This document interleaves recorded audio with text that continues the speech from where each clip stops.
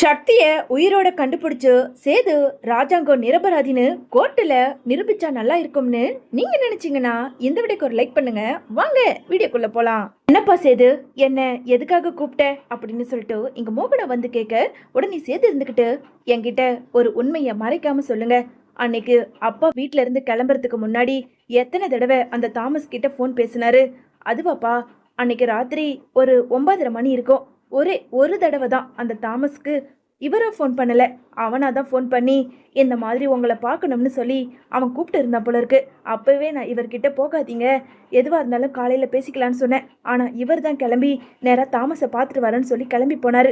அதுக்கப்புறம் இவ்வளோ பெரிய பிரச்சனை வந்துடுச்சு அப்படின்னு சொல்லிட்டு இங்கே மோகனை சொல்ல, உடனே கருப்பு இருந்துக்கிட்டு என்ன மாப்பிள்ள இப்போ எதுக்காக நேரம் காலம் எல்லாத்தையும் கேட்டுக்கிட்டு இருக்க அப்படின்னு சொல்லிட்டு இங்கே கருப்பு கேட்க, அது இல்லை மாமா, நாம ஜெனி வீட்டுக்கு போயிருக்கும்போது ஜெனியோட முகத்தில் இருந்த கோவத்தை பார்த்தீங்களா? நம்ம அப்பா தான் ஜோசப்புக்கு ஃபோன் பண்ணி இந்த மாதிரி அந்த சக்தியை கடத்திக்கிட்டு வர சொன்னதா அந்த ஜெனி சொல்லுச்சு.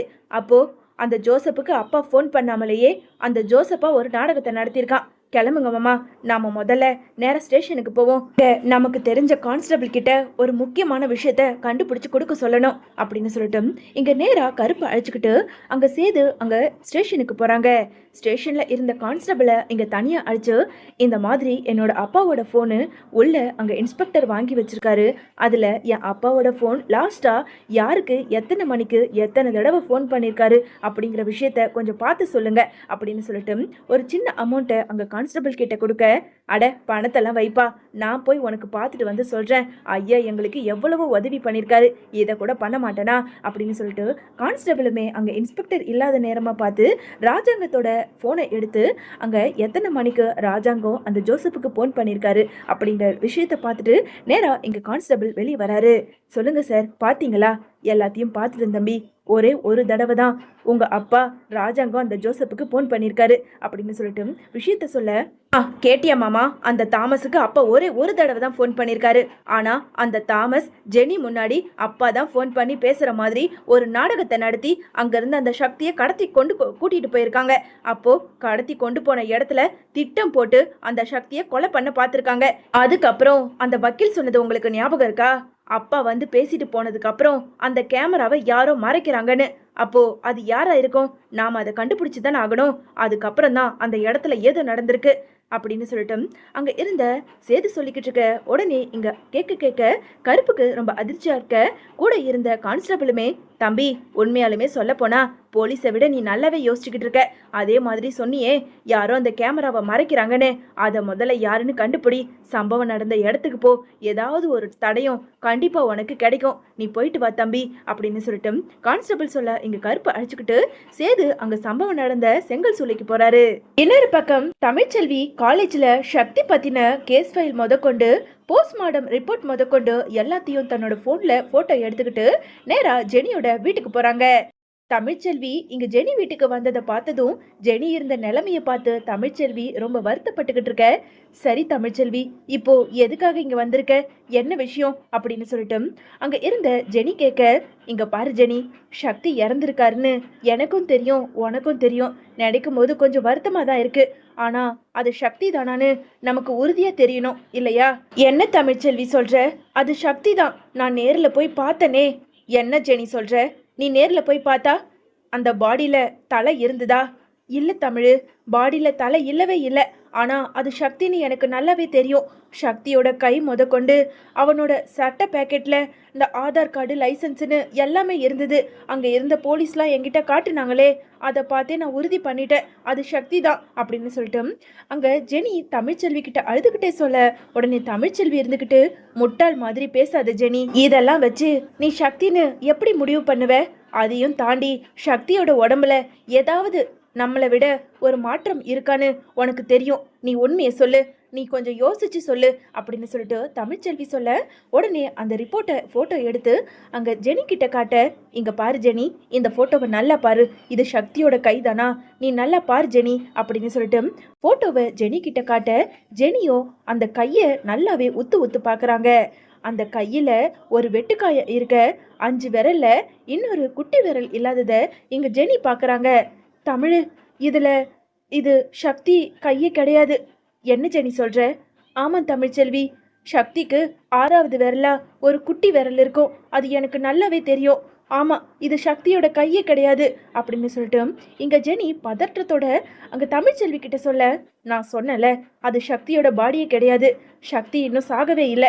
யாரோ திட்டம் போட்டு ராஜாங்க மாமாவை ஜெயிலுக்கு அனுப்பணும்னு சொல்லிட்டு சக்தியை கொலை பண்ணாமலேயே கடத்தி வச்சுக்கிட்டு தான் இப்படியெல்லாம் யாரோ நாடகத்தை நடத்துறாங்க அப்படின்னு தமிழ்ச்செல்வி உண்மையை கண்டுபிடிச்சு சொல்ல சொல்ல இங்க ஜெனியோ வேக வேகமா தன்னோட ரூமுக்குள்ள போய் அங்க போனை எடுத்துக்கிட்டு வந்து இங்க தமிழ்ச்செல்வி கிட்ட கொடுத்து, தமிழ், முதல்ல இதுல உன்னோட மாமா சேதுவோட நம்பரை போட்டு கொடு, அவர்கிட்ட நான் கொஞ்சம் பேசணும். எதுக்கு ஜெனி, இப்போ எதுக்காக அவர்கிட்ட பேசணும்? இங்க பாரு தமிழ், நான் பேசிதாகணும், கொஞ்சம் சீக்கிரமா போன் போட்டு கொடு அப்படின்னு சொல்லிட்டு இங்க ஜெனி கேட்க, உடனே அங்க தமிழ்ச்செல்வி அந்த நம்பரை எடுத்து இங்க ஜெனியோட போன்ல போட ஜெனியோ அங்க சேதுவுக்கு கால் பண்ணி பேச ஆரம்பிக்கிறாங்க. கொஞ்ச நேரத்துல இங்க செங்கல் சூளைக்கு வந்த சேதுவுக்கு ஏதோ அன்னோன் நம்பர்ல இருந்து கால் வரதை பார்த்து அட்டன் பண்ணி பேச, ஹலோ, நான் ஜெனி பேசுறேன், தமிழ்ச்செல்வியோட ஃப்ரெண்டு அப்படின்னு சொல்லிட்டு ஜெனி பேச, சொல்லு ஜெனி, என்ன விஷயம்? காலையில வந்திருந்தப்ப வக்கீல் கிட்ட ரொம்ப கோவப்பட்டு பேசிட்ட. சரி, இப்போ என்ன விஷயம்? ஐயோ, உங்ககிட்ட ஒரு முக்கியமான விஷயம் பேசணும். இங்க தமிழ்ச்செல்வி வந்திருந்தா. தமிழ்ச்செல்வி சக்தி இறக்கவே இல்லைன்னு சொல்லிட்டு போஸ்ட்மார்டம் ரிப்போர்ட்டையும் அங்க கேஸ் ரிப்போர்ட்டையும் எடுத்துட்டு வந்து என்கிட்ட காட்டினா. அந்த போட்டோல வெட்டுக்காயத்துல இருக்க கை அது சக்தியோட கையே கிடையாது. சக்திக்கு 5 விரலுக்கு அப்புறம் 6வது ஒரு விரல் இருக்கும் அப்படின்னு சொல்லிட்டு ஜெனி சொல்ல சொல்ல இதை கேட்டதும் அங்க சேதுவுக்கு ரொம்ப அதிர்ச்சியா இருக்கு.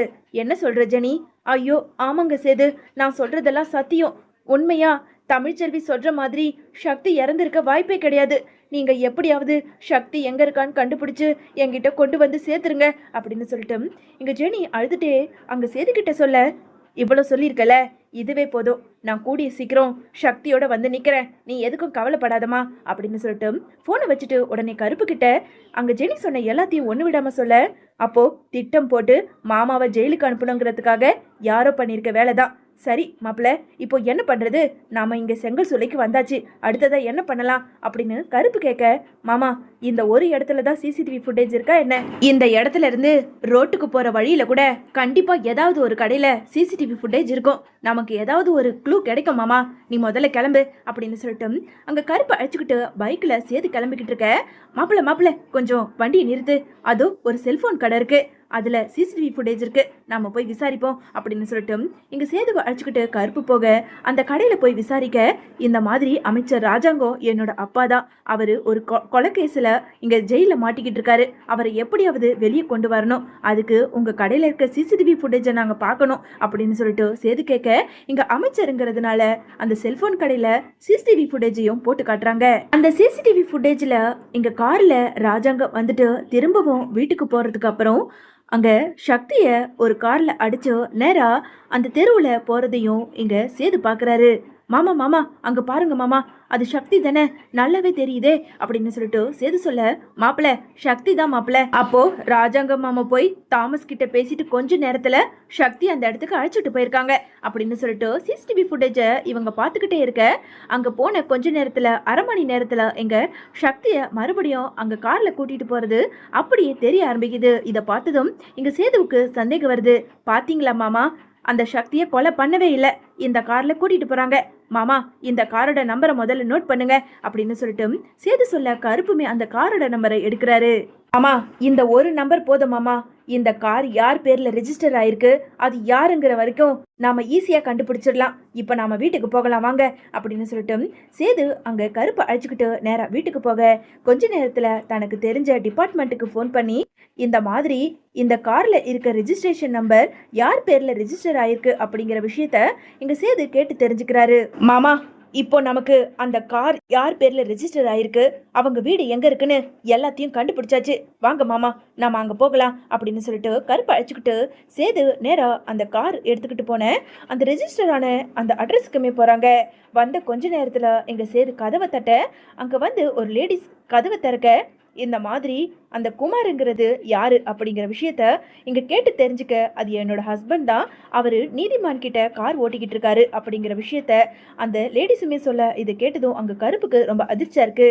மாப்பிள்ள பாத்தியா மாப்பிள்ள, அங்க சுத்தி இங்க சுத்தி கடைசியில அந்த நீதிமான் தான் மாப்பிள்ள, அதனாலதான் ராஜாங்க மாமாவை பதவியில இருந்து தூக்கி இருக்கான் போல இருக்கு, அவனை என்ன பண்றேன்னு பாரு அப்படின்னு சொல்லிட்டு கருப்பு ரொம்ப கோபத்தோட பேச, உடனே சேது இருந்துகிட்டு, மாமா கொஞ்ச நேரம் பொறுமையா இருங்க. குமாரை காண்டாக்ட் பண்ண நாங்க பழைய நம்பருக்கு தான் கால் பண்ணிக்கிட்டு இருந்தோம். பழைய நம்பர் ஸ்விட்ச் ஆஃப்னு வருது. கொஞ்சம் இப்போ அவர் யூஸ் பண்ற நம்பர் கொடுக்குறீங்களா அப்படின்னு அங்க சேது குமாரோட ஒய்ஃப் கிட்ட கேட்க, அந்த இடத்துல இருந்த குமாரோட ஒய்ஃபுமே அவரோட நம்பரை கொடுக்க, கொஞ்ச நேரத்தில் அந்த நம்பரை வாங்கிக்கிட்டு இங்கே சேது வேக வேகமாக வெளியே வராரு. என்ன மாப்பிள்ள, அவன் மறட்டும், அவனை குத்தி கொலை பண்ணுறதை விட்டுட்டு என்னமோ ஃபோன் நம்பர் வாங்கிட்டு வந்திருக்க. மாமா, இவன் பிரயோஜனம் கிடையாது மாமா. இவன் அந்த நீதிமான் கிட்ட தான் வேலை செய்கிறான். ஆனால் இப்போ நமக்கு சக்தி இருக்க இடத்த நம்ம கண்டுபிடிக்கணும். அதுக்காக தான் மாமா இந்த நம்பரை வச்சு சைபர் கிரைமில் கொடுத்தா கண்டிப்பாக இந்த நம்பர் எங்கே இருக்குன்னு ட்ரேஸ் அவுட் பண்ணி சொல்லிடுவாங்க அப்படின்னு சொல்லிட்டு கொஞ்ச நேரத்தில் சேது அந்த நம்பரை தனக்கு தெரிஞ்ச டிபார்ட்மெண்ட்டில் கொடுத்து அந்த ஃபோன் நம்பர் எந்த லொக்கேஷனில் இருக்குது அப்படிங்கிறதையும் இங்கே கேட்டு தெரிஞ்சுக்கிறாரு. சக்தி உயிரோட தான் இருக்காரு, அவர் இருக்க இடம் நான் கண்டுபிடிச்சிட்டேன் அப்படின்னு சொல்லிட்டு எங்கள் சேது போலீஸ் ஸ்டேஷனில் போய் அங்கே இருந்த இன்ஸ்பெக்டரையும் கூட இருந்த கான்ஸ்டபிளையும் அழைச்சிக்கிட்டு நேரா சக்தி இருக்க இடத்த தேடி கண்டுபிடிச்சு போறாங்க. அதே சமயம் இங்க நீதிமானோ அங்க இருந்த அடியாட்கள் கிட்ட, டேய் எக்காரணத்தை கொண்டும் இவன் எந்த பக்கமும் வெளியே வந்துடக்கூடாது. ஏன்னா அந்த ராஜாங்கத்துக்கு நாளைக்கு தான் கோர்ட்டில் தீர்ப்பு சொல்றாங்க. அப்படி யார் கண்ணிலையாவது இவன் பட்டானா கண்டிப்பா இது பெரிய பிரச்சனையாயிடும் சொல்லிட்டேன் அப்படின்னு நீதிமான் சொல்லிக்கிட்டு இருக்க. அதே நேரம் இங்க போலீஸை அழைச்சிக்கிட்டு சேது நீதிமான் இருக்க இடத்த கண்டுபிடிச்சு அந்த இடத்துக்கு வந்து, டேய் நீதிமான், எவ்வளவு தைரியம் இருந்தா என் அப்பா மேல கொலைப்பழிய போட்டு இப்படி சக்தியை உயிரோட கடத்தி கூட்டிட்டு வந்து வச்சிருப்ப.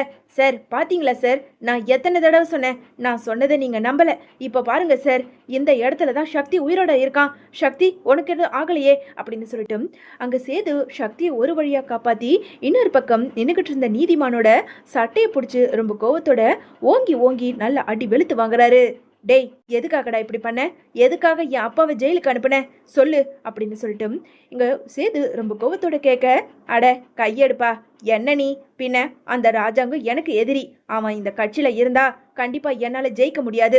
அதுக்காக தான் அவன் மேல கொலைப்பழிய போட்டு இப்படி ஜெயிலுக்கு அனுப்பணும்னு திட்டம் போட்டேன். கடைசியில பார்த்தா நீ உண்மையை கண்டுபிடிச்சிட்டியே அப்படின்னு நீதிமான் ரொம்ப திமிராவே சேதுக்கிட்ட பதில் சொல்ல, உடனே இன்ஸ்பெக்டரோ, சார் இவனை எல்லாம் பிடிச்சி ஜெயிலில் போடுங்க சார், இவன் ஆயுள் முழுக்க வெளியே வரவே கூடாது அப்படின்னு சேது சொல்லிக்கிட்டு இருக்க. உடனே நீதிமான் இருந்துக்கிட்டு, என்னது என்ன ஜெயிலில் போடணுமா, என்ன ஜெயிலில் போடுறதுக்கு முன்னாடி உன் வீட்டில் இருக்காளே அந்த ஈஸ்வரி, அவளை முதல்ல பிடிச்சி ஜெயிலில் போடு.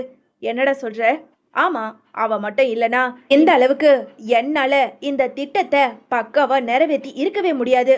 ஏன்னா ஈஸ்வரி மூலயமா தான் இந்த ஜெனிக்கும் அந்த சக்திக்கும் கல்யாணத்தை முடிச்சு இந்த சக்தியை கொலை பண்ற மாதிரி ஒரு நாடகத்தை நடத்துனதே நாங்க எல்லாரும் சேர்ந்து தாண்டா முட்டாள் அப்படின்னு சேது சொல்ல, இது கேட்க கேட்க அங்க சேதுவுக்கு எல்லா உண்மையும் நீதிமான் வாயால தெரிய வர சேதுவுக்கு ரொம்ப அதிர்ச்சி ஆகுது.